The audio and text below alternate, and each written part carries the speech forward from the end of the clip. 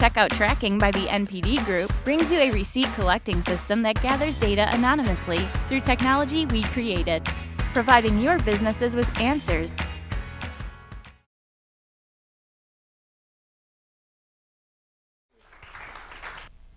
Thank you. Can you guys hear me okay? So I'm going to just speak to this side of the room. I literally didn't just get in here for Prague. I got in here from Prague on Monday. I did, however, just get out of bed to come here. And I know some people say that they only get out of bed for $1 million, but I get out of bed for you. So congratulations on that. As you can see and as you've heard already, I am here to talk about cash tournaments. Obviously, there's a lot to cover here. I assume, though, just to check, first of all, nobody in this room was here last year, right? You were here last year? You're my biggest fan. What's your name? Pook? Fook. We're going to talk after this. You may be a little bit bored because this is a very similar presentation to last year. But having said that, I appreciate you coming in again, and I'd love to hear any questions you might have.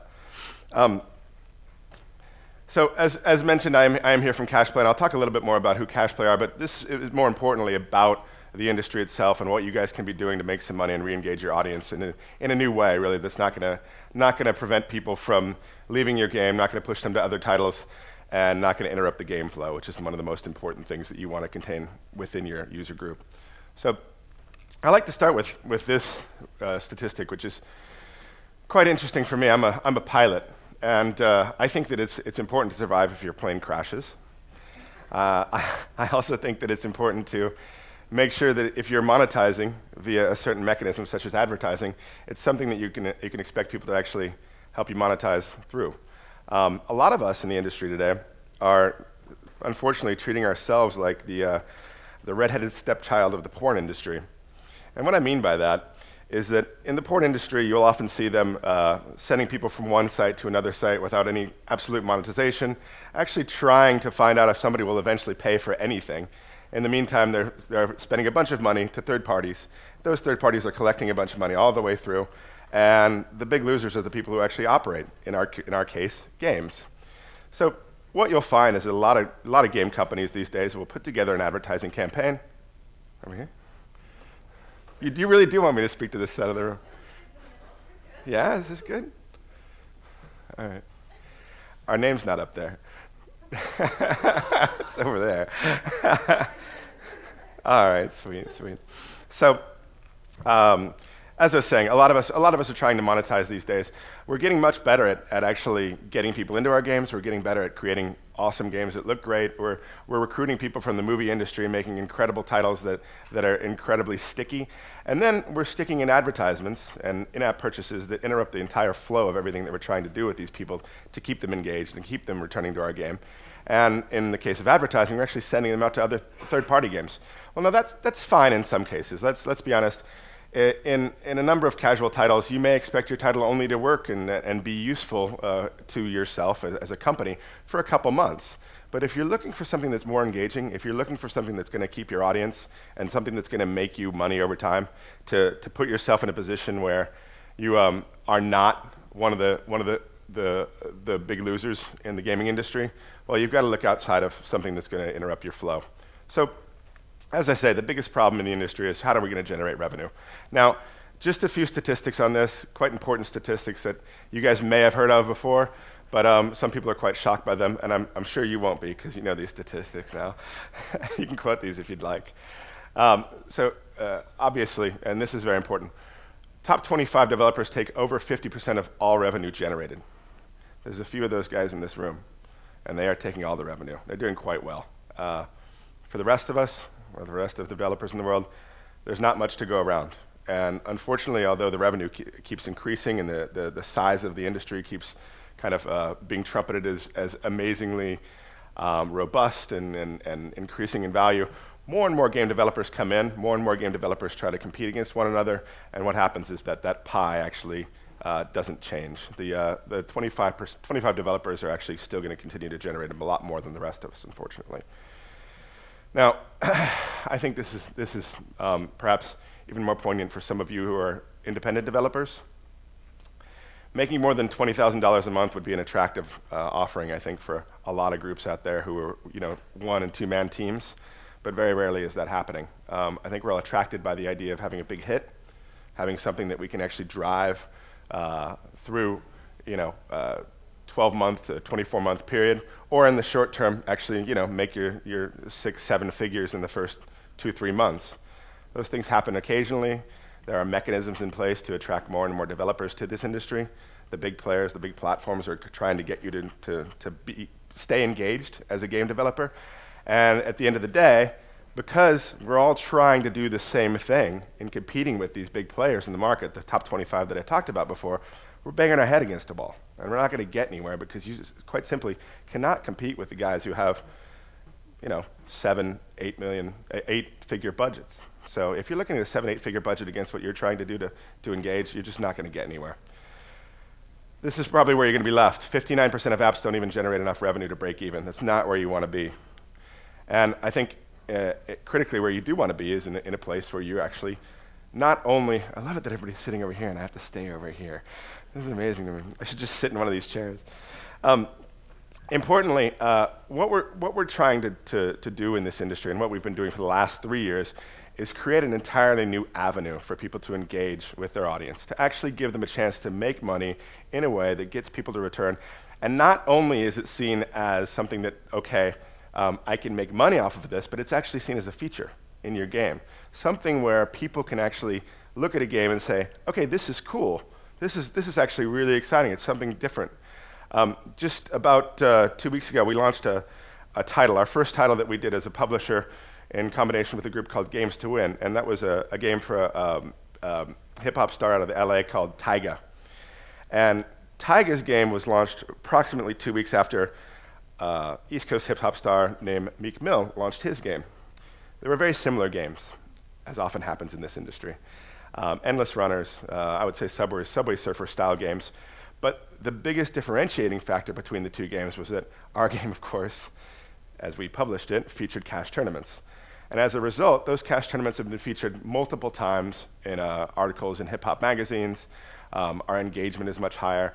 The precipitous cliff dive that the Meek Mill game took has not been experienced by Tyga's game. We continue to make money on it. We will continue to regenerate new audiences, and we will continue to engage with the people that we have going right now. Just last weekend, we did a $5,000 tournament with his audience, and we had over 10,000 participants, which is pretty amazing if you think about it for a game that was, I think, at that point ranked around 120 or something like that in total games. So 3 weeks in, sorry, it wasn't 2 weeks, it was 3 weeks in, we're still experiencing a good amount of engagement. We're still seeing people come back, and we believe that one of the major reasons is cash tournaments. What exactly are cash tournaments, and who are we? We were the first globally approved group on the iOS platform. It's a long story, which I can tell you over a beer at some point, but we actually opened up the industry through the Apple relationships that we have, and there's still very strong relationships for us. We continue to be the only group that's operating worldwide. We are currently in over 150 countries with active cash players every day. We have over 120 payment mechanisms worldwide. And this is a little bit of an educational point. When you're trying to deal with real cash players, meaning people that you want to deposit, you have to eliminate as many hurdles as you can to make sure that these people actually put their money in. If you think of yourself as a buyer in an online or a mobile environment, you're not going to take a lot of time to constantly take out your credit cards or search for a new system where you have to sign up on a third-party system and then make a deposit. You're going to go with something that is emotional, is quick for you, and actually touches onto the points of thrill that you're looking for in a game. So we have over 120 payment mechanisms worldwide, which means that if you're in, for example, Germany, you can use Giro card, I believe it's called. And if you're in India, you can use in-pay bank transfers and things like this. These are absolutely critical points if you're going to go global with a skill game on your platform. Now, I think I'm going to take things a bit back to the basics, because it's possible that a few people don't know what cash tournaments are and why we're talking about skill gaming. 90% of the world, when I walk into an office and start talking to them, says, well, we're talking about gambling. We're talking about betting. And while I would love to be able to say, yeah, that's true. I always have to correct them because it's actually not true. We're not engaged in gambling. It's critical to understand that what we're doing has a special carve-out in US law and in most countries around the world. Excuse me. We operate under the same legal principles as daily fantasy. So if you're looking at the FanDuels of the world, you're looking at how DraftKings has established themselves, those games are considered skill. Our games as well are considered skill, and that's because there is no randomness allowed within the game itself. Every user has exactly the same experience. Cash tournaments are something where when you put money into a tournament as an entry fee, you win a set amount out. You have to know how much that amount is in the beginning. So it's a fairly simple mechanism. It does sound a lot like betting, but you're actually competing. It's much more like we like to use the analogy of a golf tournament, where if you go to a golf tournament for a weekend, you may go to play, you may go to put in your $10 to play in the weekend. If you do really well, at the end of the weekend, you may have a big cardboard check, which is not really worth anything, but they'll transfer the money to your account. Same principle. We don't have any cardboard checks to give you right quite yet. Actually, having said that, we are starting up with some cardboard checks now, aren't we? Two cool things that we're doing, and I should announce this officially probably a little bit later, but I'm going to go ahead and let it go now. As you know, skill tournaments, cash tournaments, skill games, these are a type of eSports. Although they're not a spectator sport at this point, it is really competitive gaming. We've just signed an agreement with an energy drink company called Mad Croc, and beginning in October, we're going to be doing a monthly $100,000 giveaway in a single game. So it's a very, very interesting thing that we have coming up. We're also doing a lot of live tournaments with mobile, taking things to another level, allowing people to understand that they can compete in an environment where there may be, in one case, in 2 weeks, we're doing a competition for 40,000 people in a stadium in the UK. We're looking at another tournament that's 160,000 people at the end of September. And then, of course, the October tournament with Mad Croc Energy Drink is something that we're really excited about because that'll really take things to another level in this industry.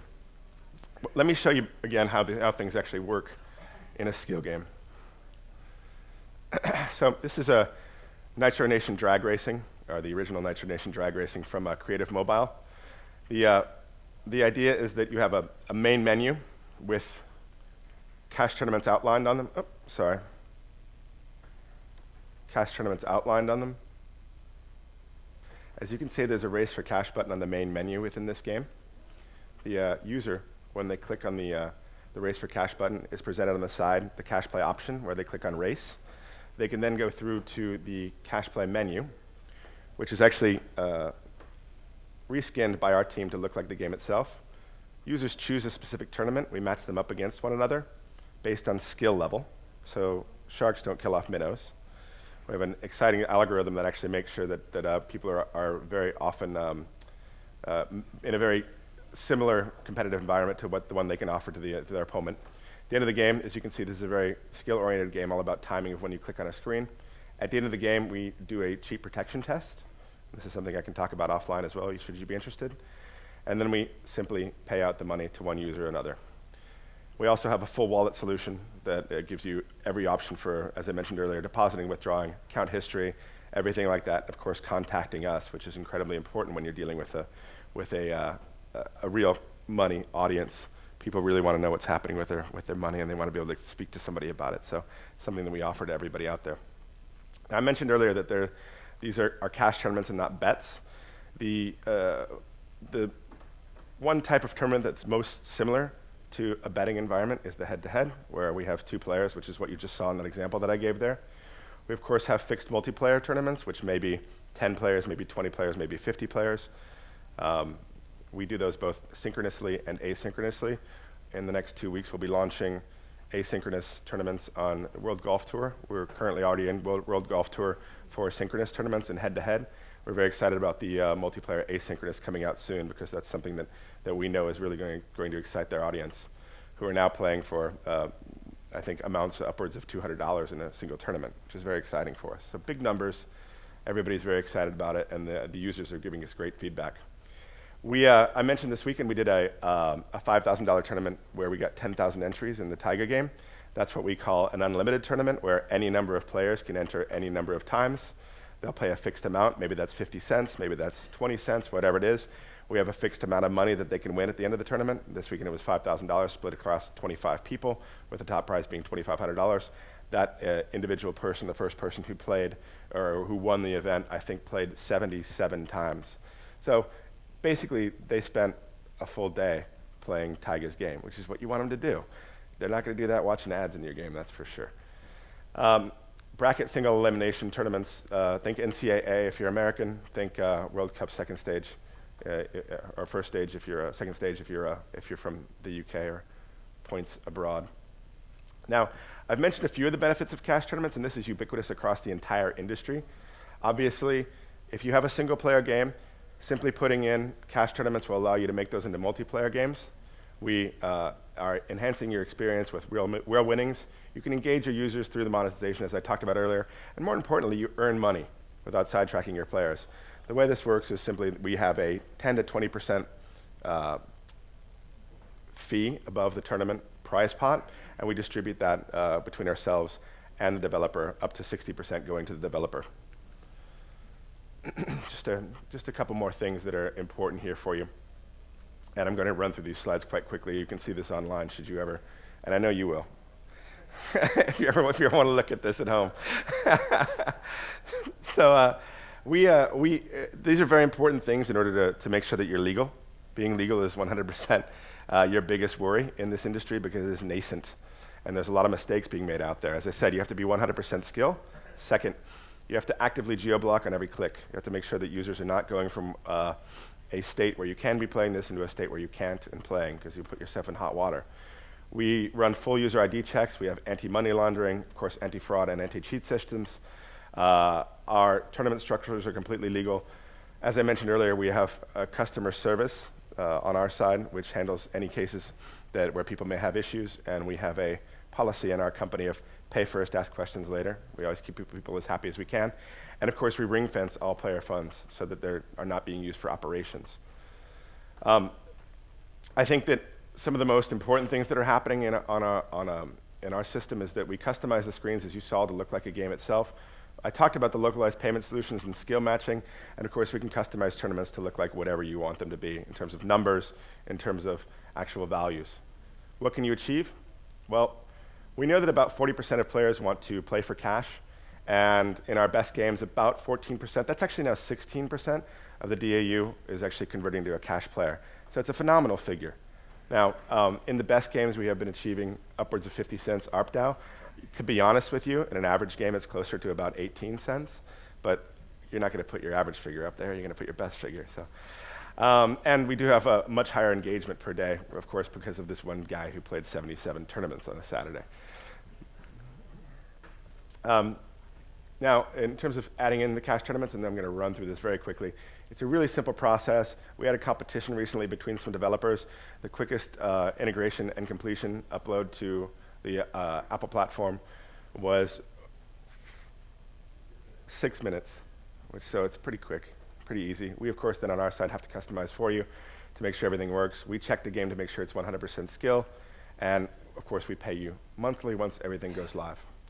That's, I think, the amount of time that I have. Is that right? Yeah, that's Did I great. nail it? Yeah, we do have a couple minutes for a question or two from the audience. I'll go ahead and run this mic around for you. Thank you. So, as much as you could talk about it, you talked about the minnows aren't eaten by the sharks or the whale. How do you keep a shark from pretending they're a beginner? Like, as much as you could talk about it.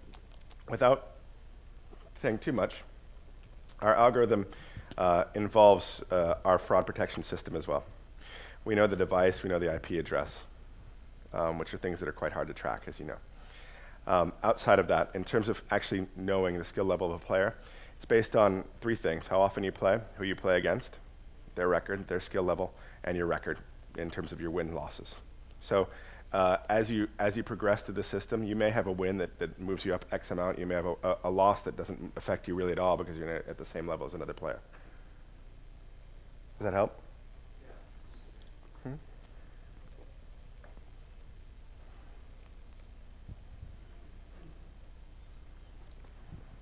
Yeah, I was wondering if your game has some areas that are not pure skill, but then you have other areas that are pure skill.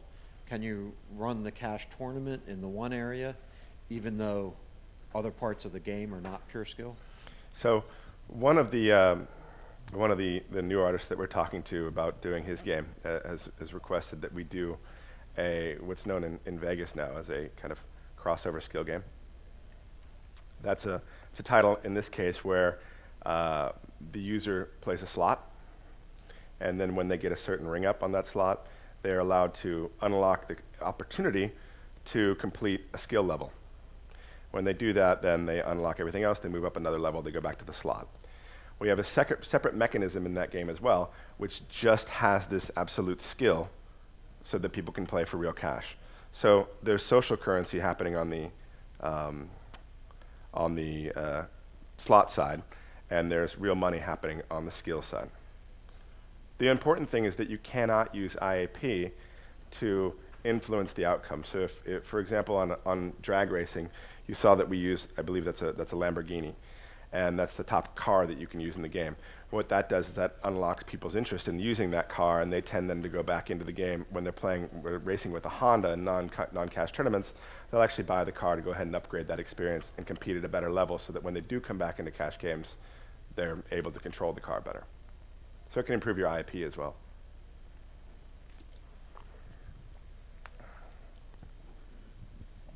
So my game doesn't currently have any interface or support for real cash representations. You know, I use an in-app currency.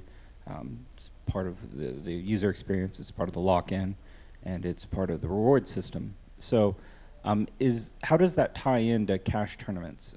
I mean, how is it represented? The tournament itself is skinned, but the reward system also needs to somehow tie in with the theme, and I don't know how much effort is put into that.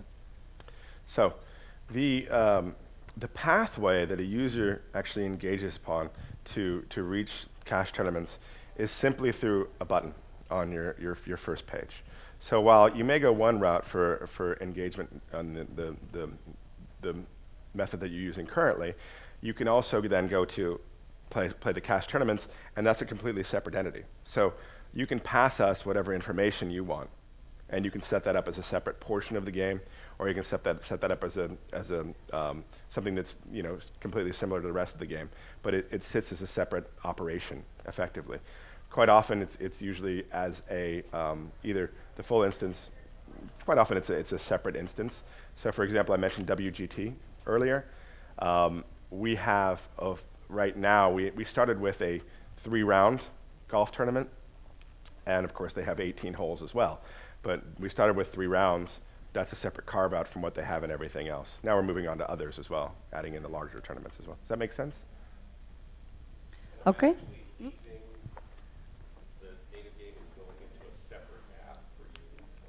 No, it's they're web-enabled pages that we control. So those sit on our servers. Those are actually skinned to look like your game. For the user, that it looks like the exact same experience. They don't feel like they're leaving the game, which is important. Obviously, there's no separate install for them. There's nothing that makes them think that they're leaving the game at all, outside of the fact that when they click on the terms and conditions to sign up, they understand that it's with cash play. And of course, when they see their credit card bill. Okay, sounds good. I think that's all the time that we have. Jarrod, thank you so much. Thank you. I think that was a wonderful lunch session. Cheers. Thank you.